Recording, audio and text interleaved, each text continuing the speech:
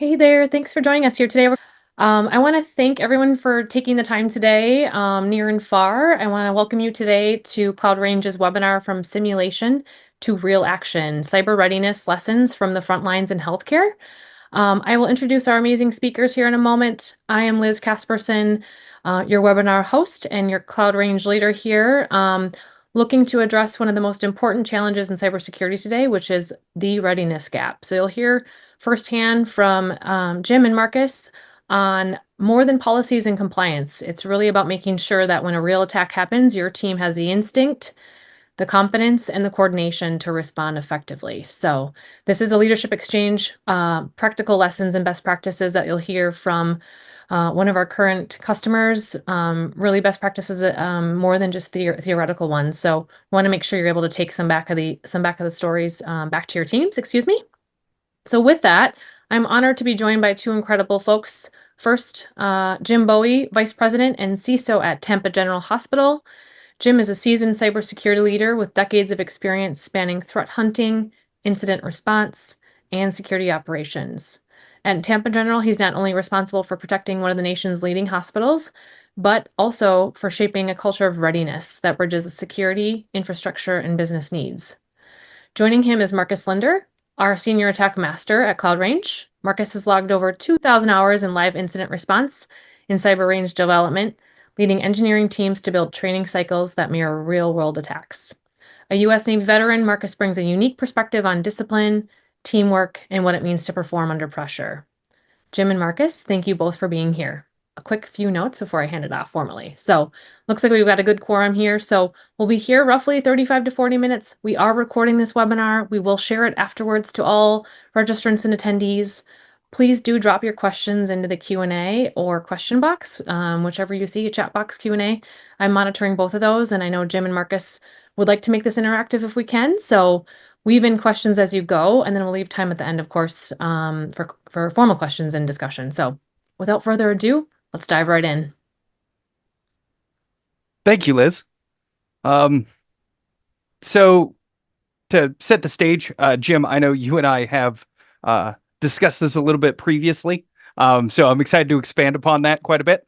Um, but I think to start off with, I think it comes down to two aspects that don't always conjoin of the compliance versus actual readiness. Um, so, for instance, compliance components allow us to understand that, for instance, a tabletop team knows who I should talk to when I should talk to from a paper form. However, actually being ready for that type of attack and it coming through is a very different experience. It's not so much a theoretical at that point, and when it becomes practical, people tend to lose grasp of what that standard operating procedure should be, and gets lost in the weeds a little bit. From your perspective, what do you see as some of those key differences? I know from mine, it is those moment to moment differences. What do you see as the key part of that? So I do want to say that there is a place for tabletops first to kind of work through your IR Agreed. plan, right? But I do agree with your assessment that most people, most organizations will stop there. They'll check the box off and be like, "We're good, we're done, we're ready." And those are some good, important discussions come up in those scenarios, but it's not going to help you when the rubber meets the road.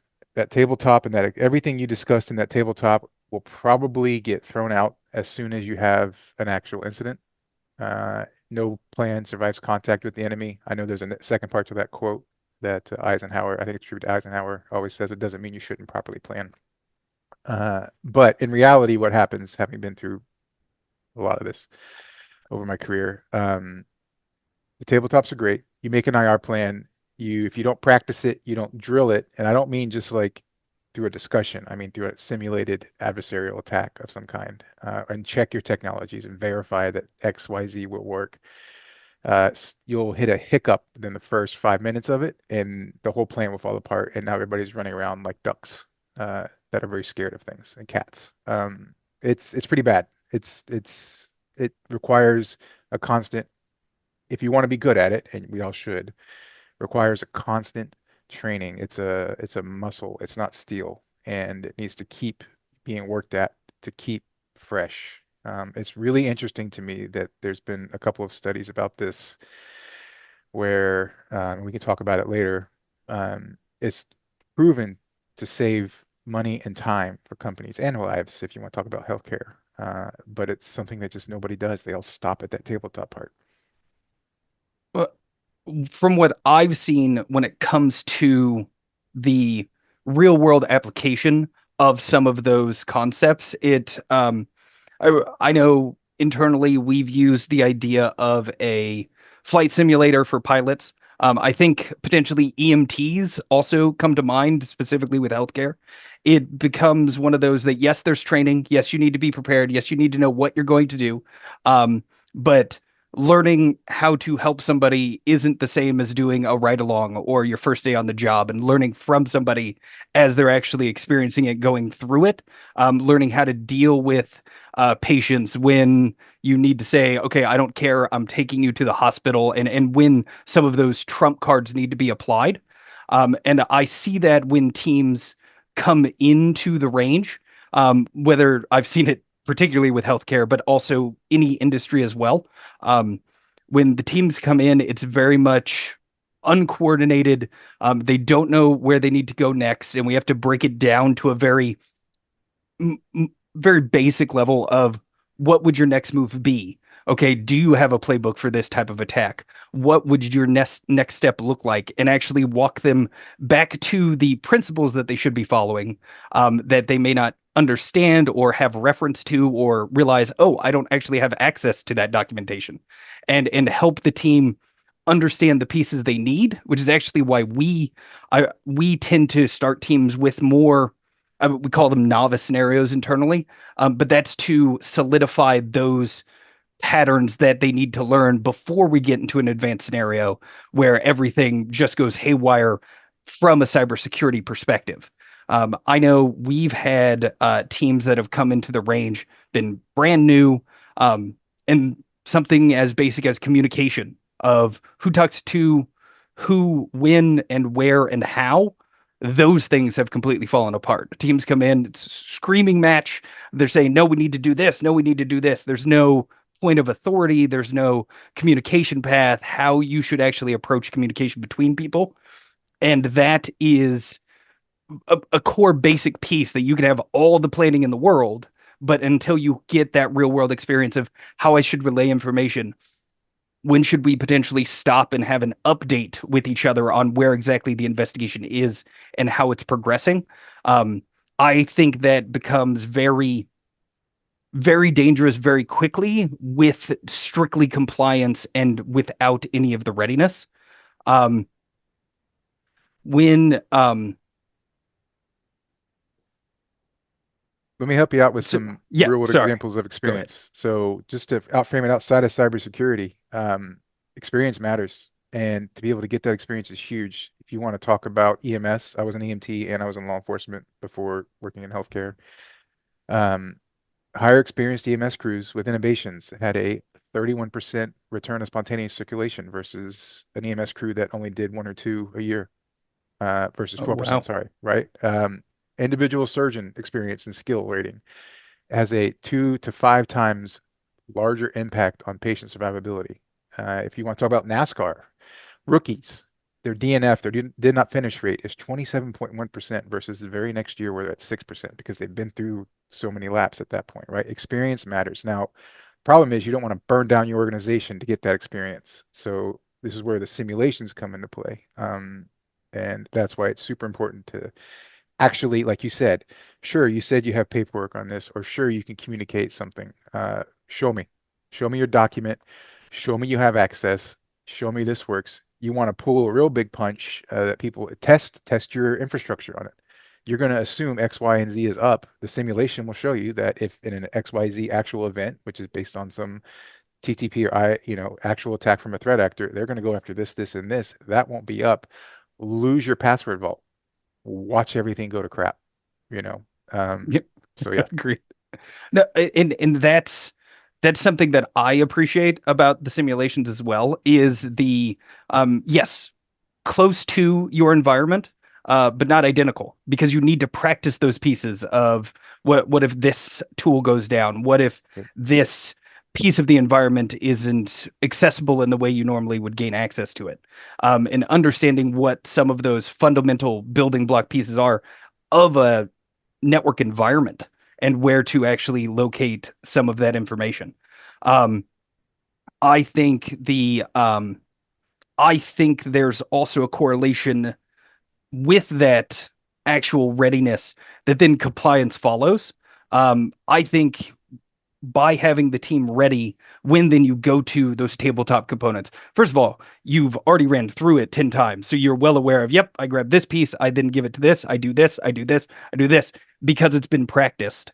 But it's also it I like how it identifies some of those gaps within the compliance pieces itself of, oh, I don't have this piece, or there needs to be a transition. How does this person actually find out about it from a real world perspective rather than, oh, Jim would find out about it, somebody would tell him, right? And that I really enjoy seeing when it comes to those compliance pieces, because it allows you to truly get the benefit of hitting those compliance check marks, because there is value there. There it is very useful, but you need to be prepared enough and understand what you're actually going through enough to be able to find value in that plan, because it's actually prepared for when you're in a real engagement.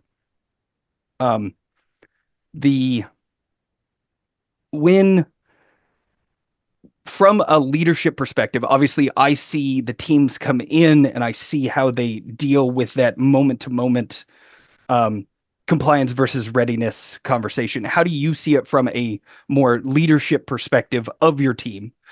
Do you see that distinction? And if you see that distinction, what are some of those markers you have when it comes to your team of, oh yes, they got that from having that real world experience?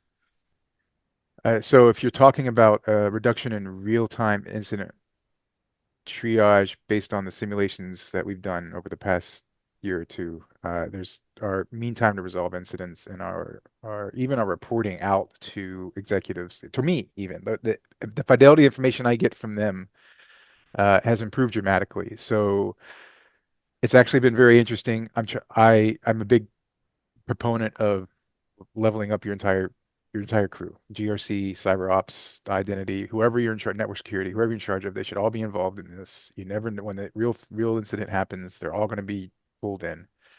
Um, and making them all leaders or task leaders throughout those things, make them all like field commanders. And through that, they start to realize what they're missing when they come to me for a report, or when I say, all right, tell me about this while it's going on. I'm going to ask these questions, and now it becomes quicker. Less and less am I having to ask for follow-up. And what that means too is now I feel comfortable going on vacation, because now I have other leaders I know that or people I've prepared to be leaders in anything but the worst of the worst disasters. Obviously, if it's a bad disaster, Christmas is canceled, right? We're all Right. coming back in. But those moderate to middle level things, I don't need to be, I can get on a plane and not be like, man, I land in 3 hours and I'll be back. It inspires confidence in the team. They realize they can do it. From a compliance perspective, we've seen it actually qualify as exceeding certain things from auditing perspectives. We actually go through some third-party audits for financial things that has nothing to do with cyber. They love to see that. Insurers are hit or miss. If you want to add on to that part, it depends on your insurer. Some will be like, that's amazing, and they'll reduce your rate, and some are just sticklers and they just like money. So, yeah, I think overall you see a massive confidence boost in the team. You see a ability to communicate to other people outside a little cyber bubble. They realize how important communication is to get what they need to be effective. They stop working in these little siloed departments. And then there's the big thing, and you'll see about, if anyone's ever taken CPR, that you call 911 thing, not somebody call 911 thing, is what you were referring to a second ago. That's a real life thing. That happens in any emergency. If you just assume someone else is going to do it, it's never going to happen. Like actually taking responsibility and saying, here's a task, you do it, or someone saying, I will handle that task, and then having a scribe throughout that whole thing is the most important thing that I think the simulations picked up on. Most IR plans don't call for a scribe when I've reviewed from other companies, and it's a big miss because you're gonna have to go back and piece all this together and have a massive problem. One of the best things we've done is after a simulation, like 4 days later, I'll say without based only on your notes that we took and put in our fake incident report. Answer these questions that I'm going to be called to if this were a real event in front of OCR or HIPAA, in front of a congressional committee. I'm going to have to ask you in front of a judge or a jury. Having been in those hot seats, not because of anything I've done on my own, just the nature of the job, Right. uh, you don't want to sit there and scratch your heads like, well, I know we did it, um, but we didn't write it down, right? So, or we can't remember exactly how we did it. So those are the things that you pick up on too. So with first of all, that's fantastic. I'm personally excited your team's getting so much out of every single simulation, and that's a component I know teams have struggled with, especially the scribe component, where they'll miss pieces and things like that. But I didn't realize that any incident response plan I've been a part of has required that scribe component. Knowing that that's not a common thing, that's fascinating to me. Especially considering some of the pieces of information you have to relay in any of those incremental updates or the full day updates.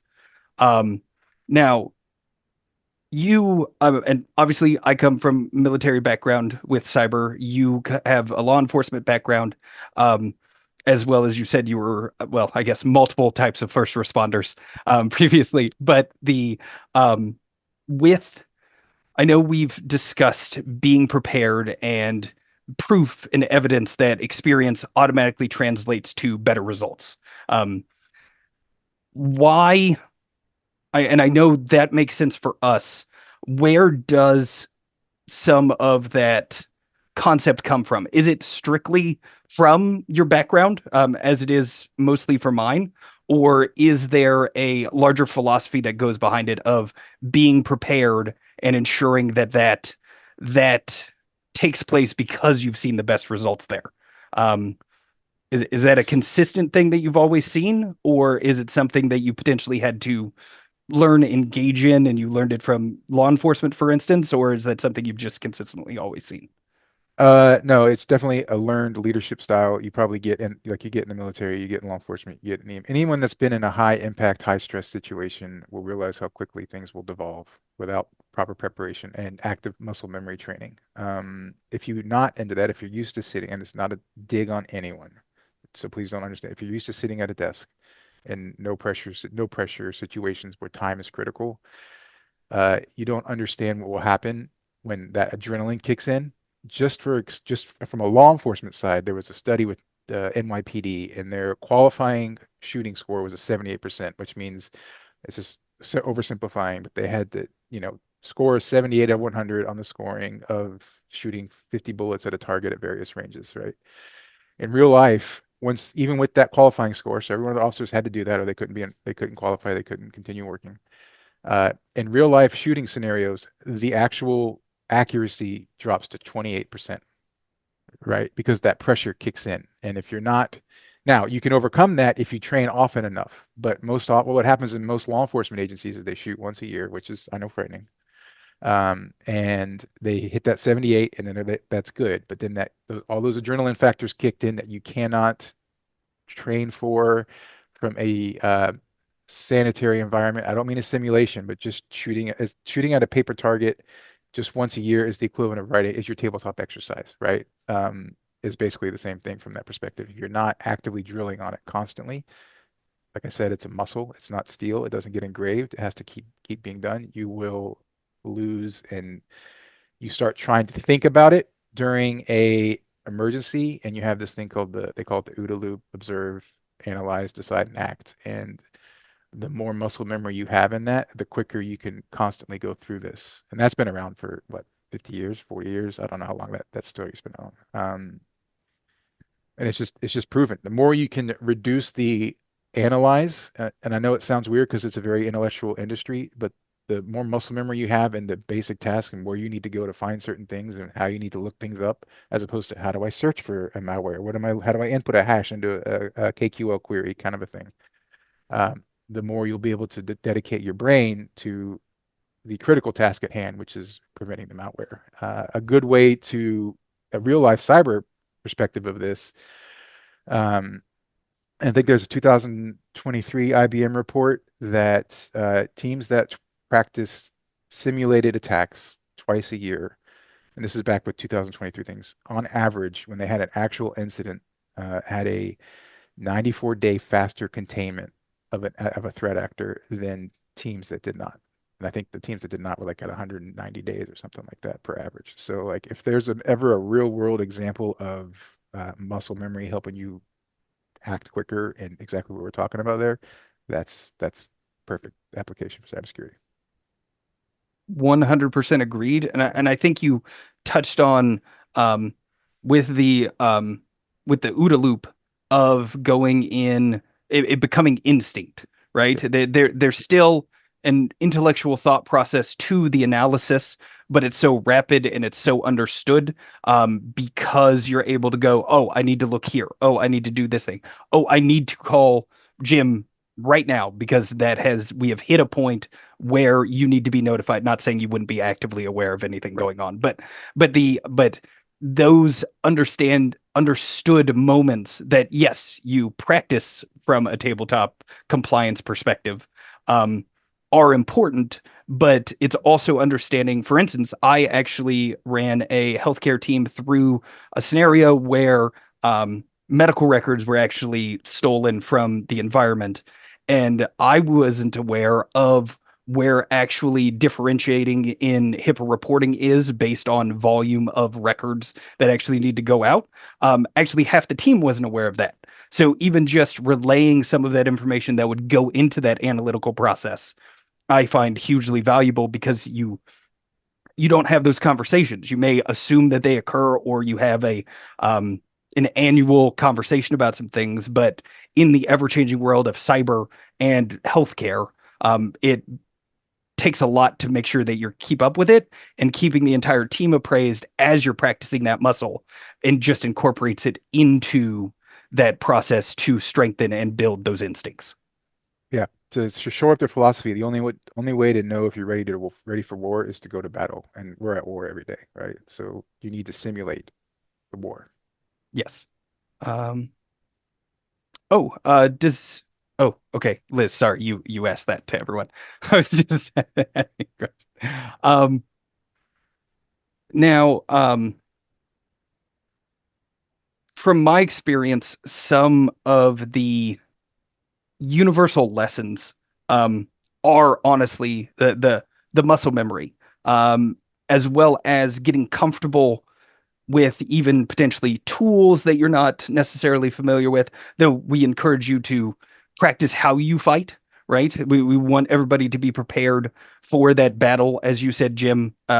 Each time that they come in, so that when the war actually occurs, everyone's ready to actually go and complete um, what needs to be done to effectively defend an environment. But the I see the curveballs and some of those asymmetric stressors being an important part of that. Um, Being able to understand one thing is great. You could be the best at it, but also stretching those bounds of where your lane is as a cyber defender is very important. Not just for being able to, yes, you could do a secondary job, but I think it's more valuable of being able to correctly relay the information that you have or that you need to accomplish. For instance, if you've never touched a firewall, anytime that you've done any engagements, then you can effectively relay to your firewall administrator exactly what kind of block you need to put in place, exactly where that needs to come from, whether it's a DNS entry, an IP address, or what have you, rather than something potentially getting implemented that may be incomplete or not accomplish the task you think. Okay, I see a question from Tom. You want me to answer Um, Tom's? yes. Okay. So Tom says, for those who can't see, but how busy socks are with numerous attacks a day. Yep. Feel you there, brother. How do you find time to break away a portion of your team for a lengthy simulated attack? All right. So just the simulations we run, usually 2 to 4 hours. That seems like a lot in a day. We try to do them twice a month. Sometimes we only get once a month. But here's the thing. You as the leader, uh, whatever level that is, manager, director, supervisor, CISO, you have to hold that time on your calendar that you've planned with that team as uh, gospel. It's synced. Unless you're having the malware event of your life, you're going to have that simulation because it's very easy to say, oh, user clicked on a fish, pull the team off. Let's quickly do that stuff. What you're doing there is, I know it's hard.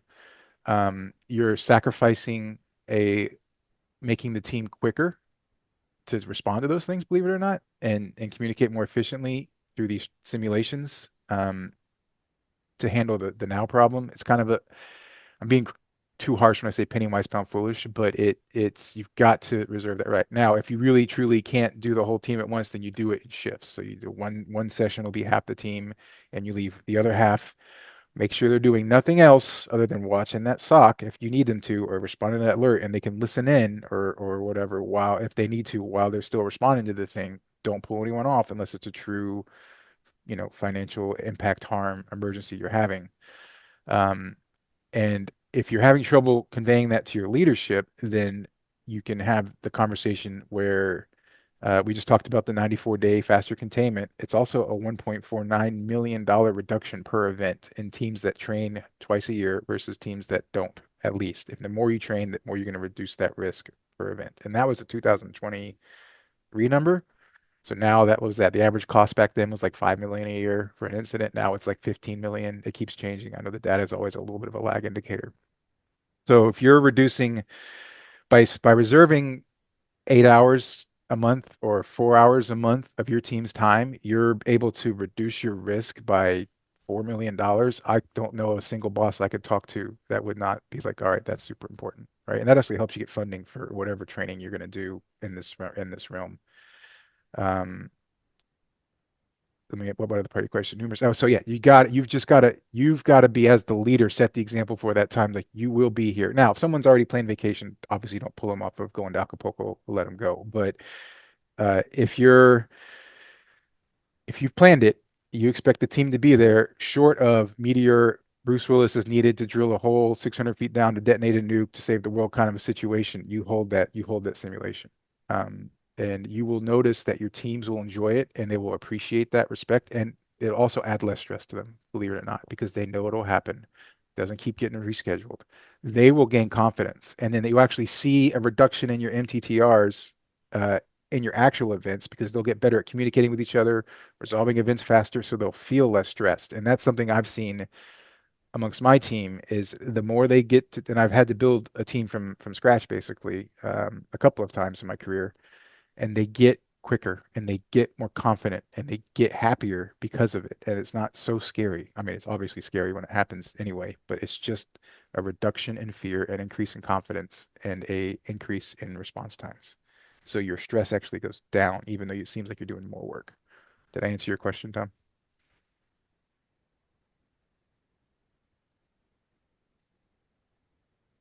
I think you did, Okay. Jim. All right. Um, uh,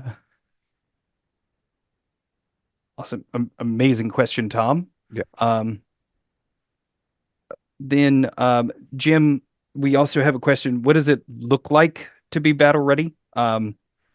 When the team has actually been through repeated simulations, what do you obviously they're less stressed, which I think is a fantastic outcome, especially in this field, where I feel like stress levels just here constantly. Um, Other than that, do you see any is it just improved results from the team as a large, or what does that battle ready state look like? So it's actually interesting. The more you do this, the more you realize your gaps and pitfalls, like even as yourself, or in your technology stack, right? I'm not saying cure everything with technology, but you'll say, hey, if something happened in simulation, you would realize maybe that because it's very, very, very hard to get an exact 100% duplicate of your environment, but you get very close, right? You're like, well, the simulation had this, but do we? Or we would have had this and the simulation didn't. Let's test it. Let's do a little purple team exercise. Fire off that alert. benign, obviously, and see if we can find it and how we'd respond to it. And so pairing that with purple teams and with the simulations, you will see that your overall posture gets stronger, and you will then, as actually my GRC team is the other part of this, that they're involved heavily in it. They see what ops needs from them to ask questions. So now that the security risk assessments are stronger because they start asking these vendors, do you have these technologies? Do you practice these things? What do we need to put in the contract to make sure that vendors are patching regularly, or whatever we need? Or hey, there's a good question to know before the event whether or not this is in this technology stack. The opposite side of it is that you get empathy. Is it empathy or sympathy? I always get those two confused. But you get your teams, your cross-team communication. They're more empathetic. They're more sympathetic. They understand what they need from each other. Uh, the overall silo, the wall comes down between all those identity GRC ops. I don't know about your teams. My team's constantly, and it's in fun. GRC makes fun of ops makes fun of GRC. What does ops do all day but watch monitoring? What does GRC do all day but write papers? Like it's just they rib each other all the time, and good fun. But when I first brought the teams together, there was friction because they didn't understand each other. And having them go through this and realizing we're all part of the same team, we're all have the same mission. Here's what this person will need, or this role will need. Here's what that role will need. You'll get an increase in engagement. And we use Pressgani. Um, our cyber team was one of the leading throughout the whole organization, had the highest engagement and morale, whatever you want to measure it in Pressgani or any other product of the entire organization. And I think that's a huge accomplishment in cyber, for it's usually very stressed. They're very not engaged or not as uh, self-actualized at work. And because they get to actually see that all the work they've done up to this point to build this whole infrastructure, to build out these alerts, to keep the products coming in safe, to catalog things, um, it pays off in the end. So 100% agreed, Jim. Thank you. Um, another question. All right. What are the most yes. urgent cyber threats for healthcare today? Well, there's three things, right? It's been this way for a couple of years. There's three ways you're going to get attacked in healthcare, and I'm pretty sure it's across everywhere. And it's actually really interesting. It's 33% for each one of these things I'm going to say almost every year. Sometimes one's 38, one's 32, but it's pretty. They're going to come through from misconfigurations, or just you didn't patch something, or you threw a net scaler out there and didn't mean to, something like that. Uh, they're going to come in through your third-party vendors. And honestly, I think it's gonna be really interesting. In about a year, you're gonna see a fourth one, unless you consider AI a user. Why would I hack anything when I can just log into your AI and ask it for all the information I need? Like, why spend time making all that noise, going through all these servers, trying to download all this data when I can just ask the AI for, hi, give me a list of all the social security numbers you see, right? So you're gonna see that. Now, patient data and critical systems, if they're trying to ransomware you, healthcare has a legacy. It's a massive legacy problem of legacy systems. You have MRIs that are 15, 20 years old, X-ray machines running XP just because it's built into a wall. And to replace it, you'd have to rip out a side of a hospital to put it back. It's just not going to happen. So you have to protect these things. So it's a little different than a small or medium business or another enterprise that's very singular tech stack focused. We have roughly like 700 to 1,000 different applications running around and all kinds of different advice. Like it's just a massive vendor landscape, which is why third-party vendors is one of the biggest problems. How does that put people at risk? There's actually a study out there. I think it was Scenario. I could be wrong. Mortality rates increase during a ransomware event between 25 to 35%. I'm going to make this number up. So let's say 10 people die a day. Now you've got 13.5 people dying, right? I don't know how a person dies, but maybe they lost a limb. I don't know. But yeah, that's huge. And you start reframing it to your boards and your executive leaders that way, they'll start taking things very seriously. Um, yeah. So do you see that framing to your board to be a substantial component to relaying why this is important, Yes. of Yeah. using those data points? So I do. And more importantly, I actually show them our simulation results. Like, here's where we started. Here's where we go. Here's the grades we're getting from an independent party. It's not just Jim saying we're doing a good job, like the favorite teacher giving their favorite student a gold sticker. And they can see our progress. And I've tried to shy away from all those metrics that you normally see in board reports that are, great for you and me and people and cyber leaders to run cyber teams like MTTRs and how many of alerts you're getting or whatever, but the board doesn't care. They don't have any. They don't know what that means. I spend an hour in front of a board and they'll ask questions and what's a green, what's a red, why is the heat map yellow? Here's how we went to war, we went to battle, here's how we did. Here's where we need improvement, here's where we made progress, here's the plan to address the needs for improvements, and they eat it up. They massively eat it up. Even better if you can find it comparable to other sectors or in the healthcare or even across all cyber, which is what I've started doing. That's a better metric to them than MTTR or number of events or critical alerts. So That's fantastic. And yeah, I think that's a much easier translation for anybody not deep in the trenches on cyber to understand this is where we were, this is where we are, this is what we need to work on, and we're moving forward. I personally love that. Um, so I'm going to transition us a little bit into some key takeaways. Um, the so I'll answer this question first. Of if you had two practical takeaways for peers today, what would they be? I think it is you need to commit to doing it. I think Jim, your statement there is one of the most important pieces. Is just like with all cybersecurity, we're all so busy. Training tends to get pushed to the back end, and okay, we'll do it later. We'll do it later. We'll do it later. We'll deal with this thing.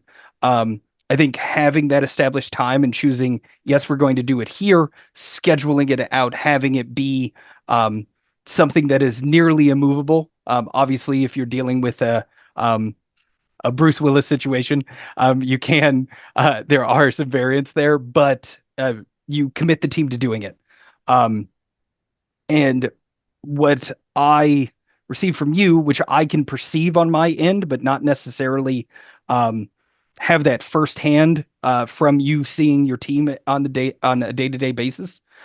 I notice some of the levity, the lightheartedness, some of those components really creep into the workforce as they go through these because they're prepared, because they're ready, because they have a plan, and even if they don't have the exact plan for a situation that comes up, they have so many plans, they have the ability and the instinct to mold different pieces to accomplish the task that needs to occur. They know what those critical milestones are and are able to move the team through that process, which I think really hits that um, compliance doesn't equal capability, because checking that box doesn't get your team that capable. Having them ready and being that capable is what allows them to effectively complete the compliance. Um, what are your thoughts on a couple practical takeaways that you hope people take from this?